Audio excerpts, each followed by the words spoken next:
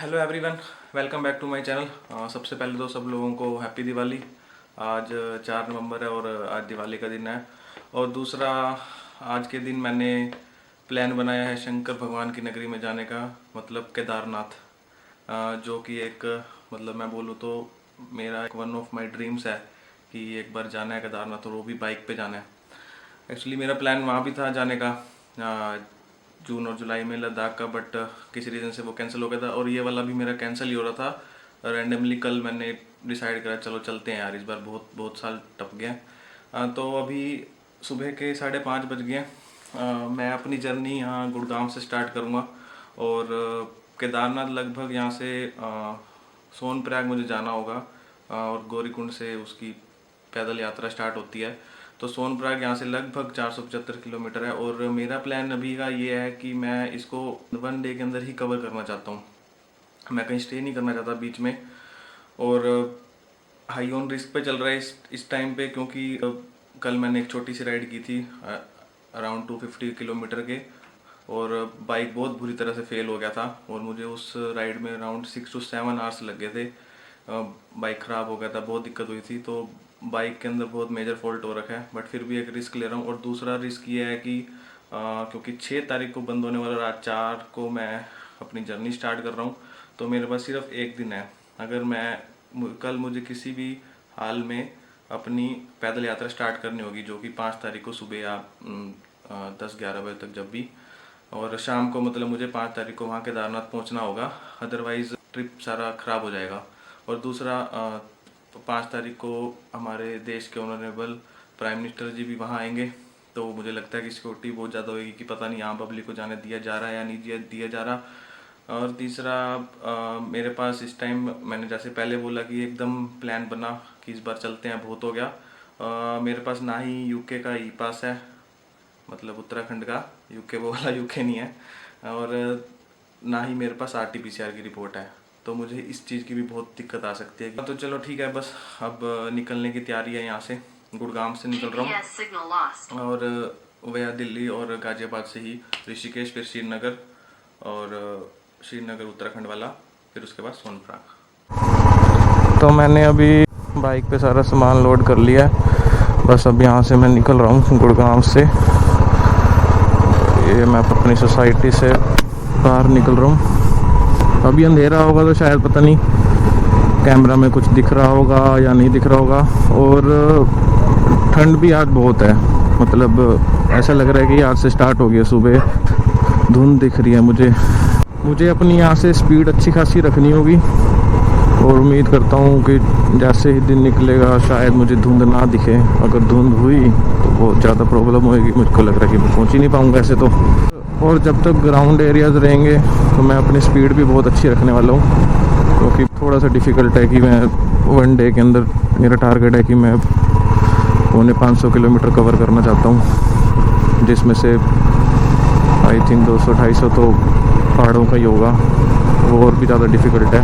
और रुकने का अगर आपको अभी बताऊँ तो मेरा बीच में थोड़ा सा रेस्ट करने का प्लान ऋषिकेश से आगे ही है। ऋषिकेश क्रॉस करके ही मैं बाइक को रोकूँगा, उससे पहले मैं बाइक को रोकने नहीं वाला।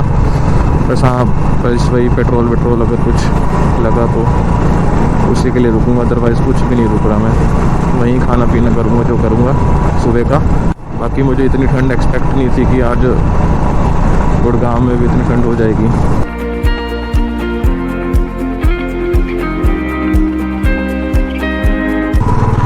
दिन तो निकल गया और बाइक पे ठंड बहुत ज़्यादा लग रही है मुझे अभी इस टाइम। और ये अभी मेरठ का टोल आया, 2 घंटे हुए हैं मुझे अभी राइड करते, और मैं अभी उस स्पीड से चल नहीं पा रहा ठंड की वजह से, जिस स्पीड से मैं चलना चाह रहा हूँ।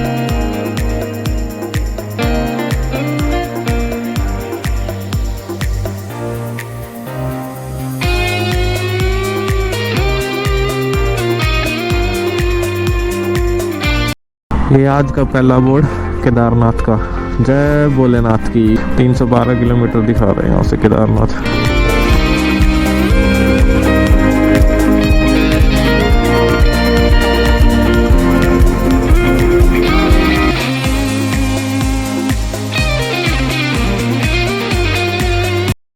तो ऋषिकेश पहुंच गया मैं। ऋषिकेश जस्ट अभी क्रॉस ही करा है। टाइम अभी 11:30 हो गए। वैसे मेरा प्लान था कि 11 बजे तक ऋषिकेश क्रॉस कर जाऊं।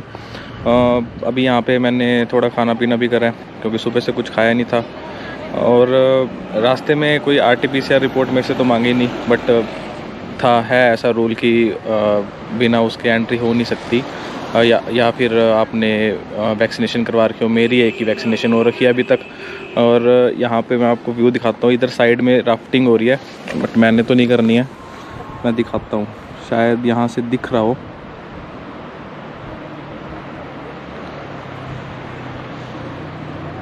और अब यहाँ से मैं श्रीनगर जाऊँगा।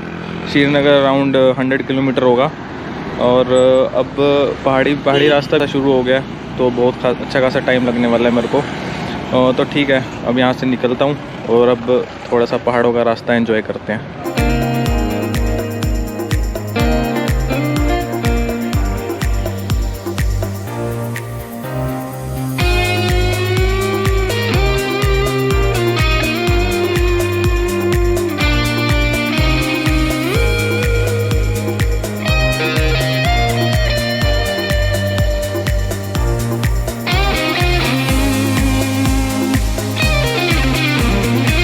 अभी तक तो रोड्स की कंडीशन बहुत अच्छी है, बट आगे रोड्स जरूर टूटे फूटे आएंगे।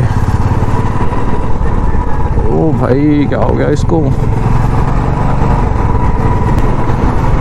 जैसे जैसे अब दिन बढ़ रहा है, अब गर्मी भी थोड़ी स्टार्ट हो गई है। मतलब अगर मैं रुकता हूँ 5-10 मिनट तो गर्मी महसूस होती है, बट बाइक पे नहीं होती।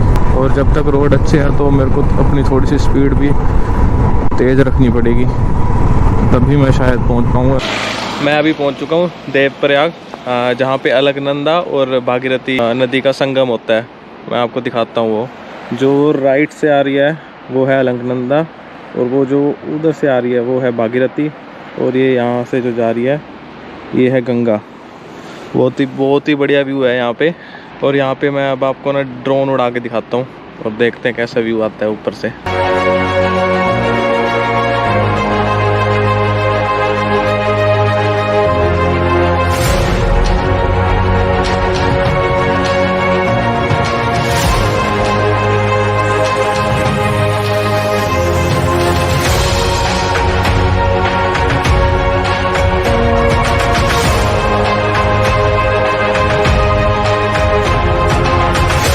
अभी मैं देवप्रयाग से निकल पड़ा हूँ। ये सारा देवप्रयाग है। नीचे 2 रिवर है जो आपस में मर्ज होती हैं। यहाँ से अब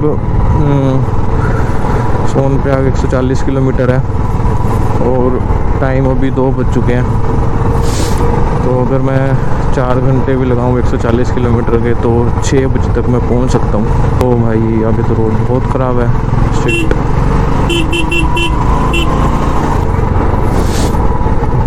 मैं जा तो सही रहा हूँ ना, पूछना पड़ेगा किसी से। यहाँ तो कोई बंदा ही नहीं है।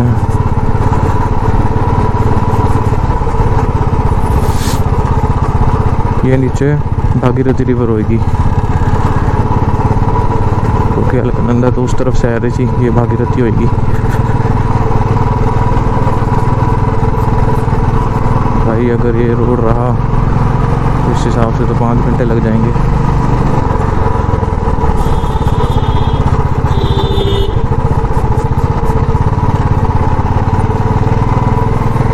देखेंगे आगे, ठीक है।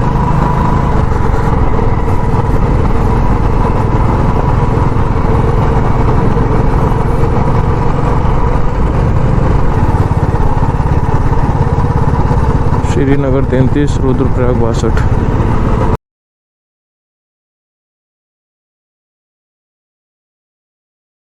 अभी टाइम 3:45 हो गया, और मैंने अभी कंप्लीट कर लिया पूरे 400 किलोमीटर आज के दिन में।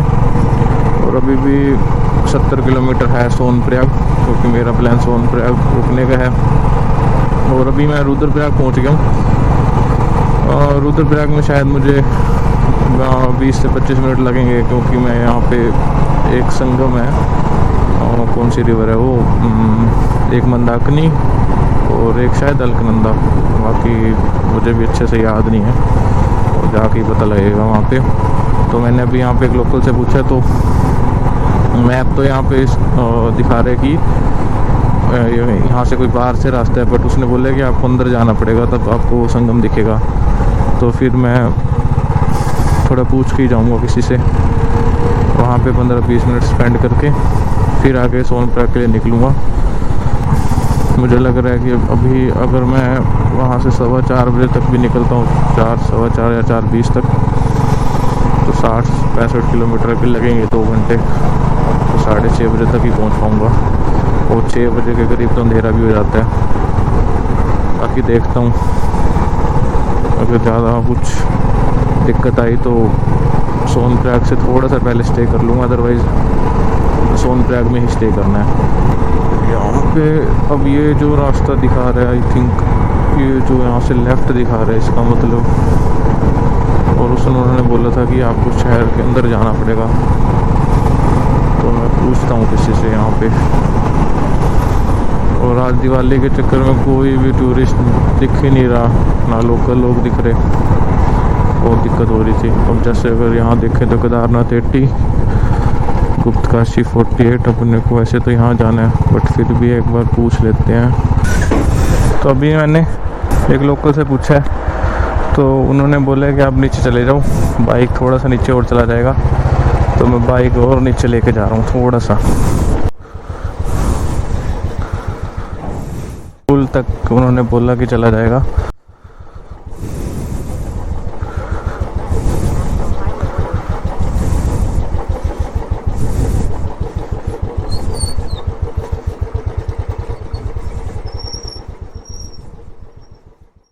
यहाँ तक, तो इसको लगा देते हैं यहाँ पे, बाइक को यहाँ लगाते हैं और फिर नीचे चलते हैं।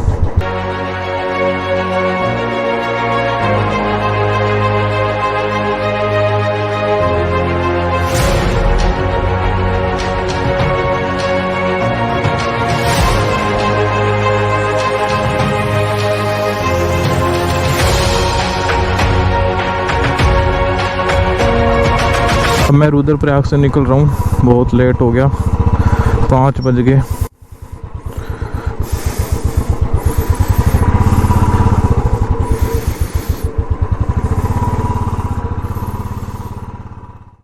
थोड़ा सा आराम से निकालना होगा, थोड़ा सा रिस्की है ये।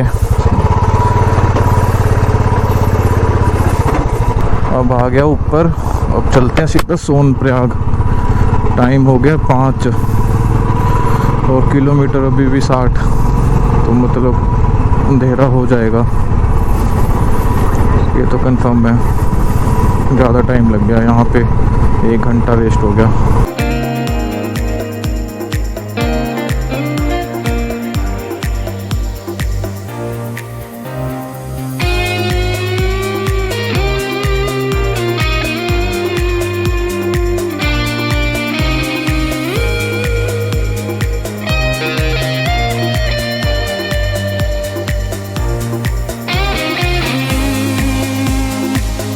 रुद्रप्रयाग से निकले आधा घंटा ही वो होगा, 5:40 ही हुए हैं अभी, और अभी भी सोनप्रयाग 50 किलोमीटर है। तो फिर मैंने अभी यही सीन बनाया, थोड़ा सा नाइट में ट्रैवल कर लेते हैं। वैसे निकले तो मेरे को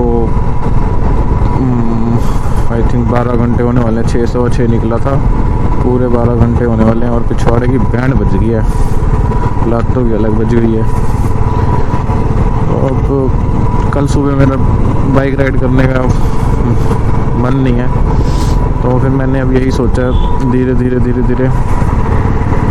जैसे तैसे पहुंच जाएंगे। 7-7:30 बजे तक मोस्ट प्रोबेबली पहुंच जाऊंगा, तो कंटिन्यू करने का ही सोचा है। और अगर गूगल मैप के अकॉर्डिंग देखूँ तो 49 किलोमीटर है सोनप्रयाग।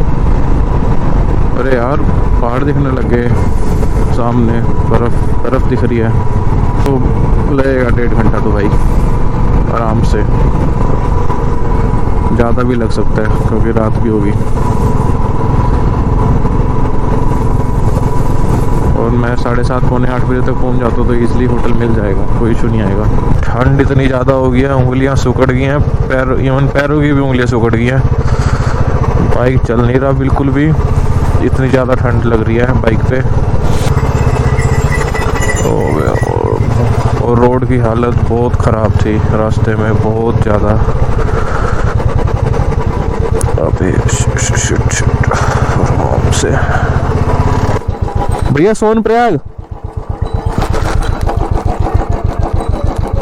सोनप्रयाग कितने किलोमीटर?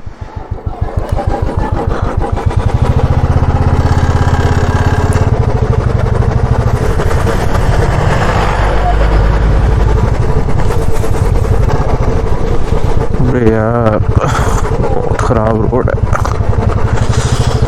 फाइनली सोनप्रयाग आ गया भाई। टाइम हो गया 7:35। सुबह 6 बजे निकला था,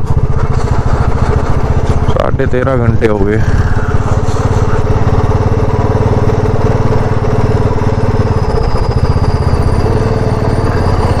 भाई आराम से। और मैं बस जल्दी से कोई होटल देख के, मतलब जो जैसा मर्जी मिल जाए, बस होटल मिल जाए अब।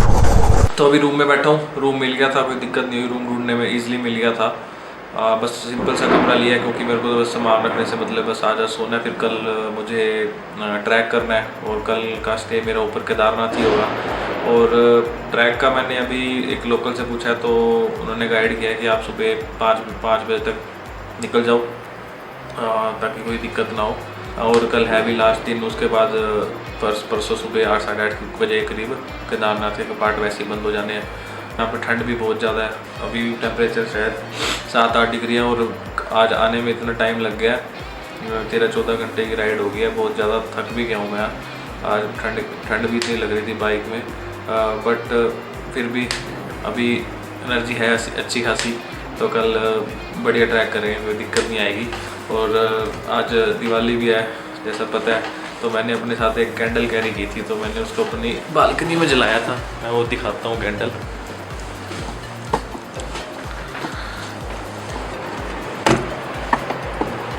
ये वाली कैंडल मैं अपने साथ ही लेके आया था, तो मैंने इसको यहाँ बालकनी में जला के रख दिया।